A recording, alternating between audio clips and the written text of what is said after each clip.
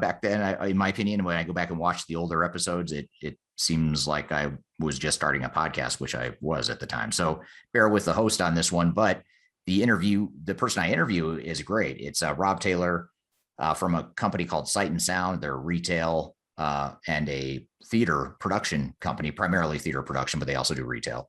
And they hired Third Stage to come in and help do a technology evaluation to figure out what the best technology solution is for their business.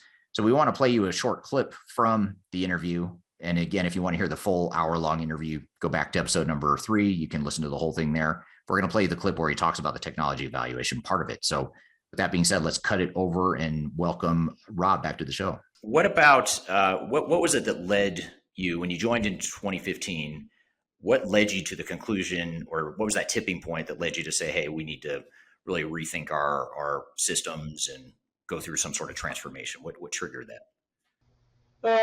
It really was the state of where I came in. So what had happened as an organization was we had actually 3 senior leaders in the IT department left in 2014, not through any specific reason other than just certain things that came up in their own lives, opportunities. And I think to that point, there had been a lot of, the approach had been more around a background of programming, and within reason, there was this thought that, hey, we can write these programs, so let's just go ahead and build them. So we had built out a point of sale system. We had a homegrown employee management system. Just a lot of products that when I walked in the door, I'm like, okay, if we reassess our actual capabilities as a team, and we're an organization of 600 employees and an IT team of 14, and so just trying to, scale things correctly, I just felt like we had far too much technical debt for the products that we were supporting. And realistically, we were just scrambling. I just didn't see an opportunity for us to get ahead. Our development team is obviously a segment of the 14. So, we're talking about 4 people. And for them to keep up with things, just pretty much impossible. So I think it really spun up very quickly into a conversation about how do we take the mainstream business functional software solutions and get them as off-the-shelf products that someone else is supporting and, adding features to, and that it's their discipline to manage that type of product. And that way we can take our energy and our expertise and start to move towards the departments that really need a more, something that's basically giving us competitive edge performance internally, and make sure that our development efforts are really spent around something that's giving us a not only competitive advantage from the point of view in terms of functionality, but really enhancing the workflow and the capability of our teams. Efficiencies are only really gained, I guess, in my mind at least anyway, in terms of you either enhance speed or you enhance the process. And so, with those 2 things in mind, it just really felt like we needed to take what our development team was doing out here and hone it in with a very distinct focus. And to do that, we really acknowledged that, okay, a lot of these other functionalities then need to be handled by a different solution. So we started on that journey of what is that solution? Right. Now, if we break that up into sort of 2 major phases, one being, that definition of what the solution is and how you're going to move forward. Second phase being how do we execute and implement. Starting in that first phase, how did you get started? What did you do to, define your needs? What did you end up choosing? What path did you end up choosing to go down? Sure. So we formed a small team. We wanted to be agile, so there were just 4 of us initially. And really, I think at that point, we just all independently started doing research and really looking around and just turning over the rocks to see what we could find. We acknowledged fairly early on that none of us around the table had walked through an ERP implementation. And so we recognized very quickly that we would need, external expertise.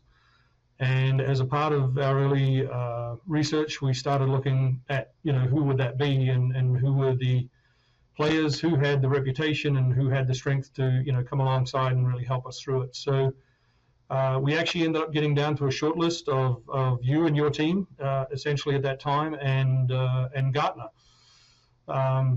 I think one of the things, I will say this, one of the things that we recognize being a mid-sized company is that as part of our evolution, when you transition over a period of, let's say, 20, 30 years from a small, fairly within reason garage style business, or, I have to say that garage, sorry. Right. Car park? Is that what you're saying? Car park, yeah. So, that kind of, transition of just the growth, and when you build into that space where you are now a mid-sized enterprise, the transition that happens and really the change, the transformation that happens internally as an organization helps you, if you're aware of it at least, you start to recognize and realize, okay, we need a specific approach to understand where we are relative to where we've been. And I think what also happened around that time is, as a team, we started to recognize that, we have been dealing with very much a mindset historically of small business that led us to always engage with small business partners within reason. And so we recognized, like, we need to make this leap over that sort of small to medium bridge, and actually recognized within reason, we were like, okay, well, maybe we'll go a little further. And that's why we reached out to Gartner, and, within reason in our research, you and your team came up. And we recognized pretty quickly that, you guys were operating at a global level, at a broad enterprise level. And, we acknowledged, okay, maybe that's a little bigger than we are, and within reason, maybe more than we need.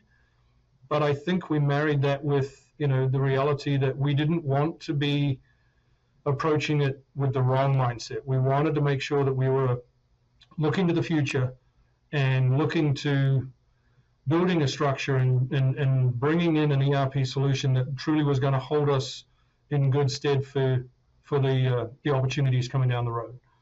And I think that really had, in truth, I would say today, that served us well, in that we're, unfortunately, where we are, we're currently paused, but we were very close to, before COVID, very close to implementing Dynamics 365.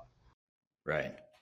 Now, speaking of Dynamics 365 for Microsoft, and for those listening that don't know what that is, it's a common enterprise business technology that a lot of organizations use, especially in the small, and I'd say even more so in the mid-market. What was it that led you to decide that Dynamics 365 was the right solution compared to other options that you had out there? Well, we engaged, we essentially went through that process of determining who our partner would be, and we engaged you and your team at that time, and really just started the exercise of walking through requirements gathering and, getting to the place where you've got a long list of possibles, and working through, which ones of these slim down and get to a short list, and that entire process that you walked us through.